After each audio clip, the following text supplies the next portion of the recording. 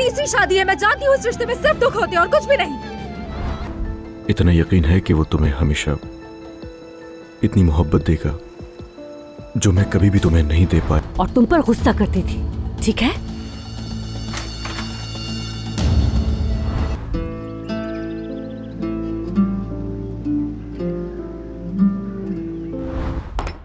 मत करो, नहीं उठाने वाले फोन।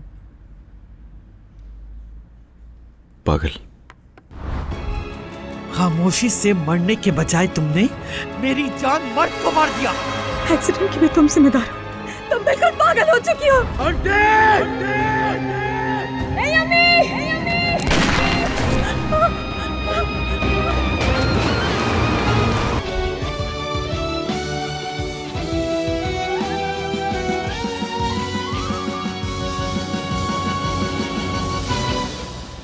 मोहब्बत बदुआ बन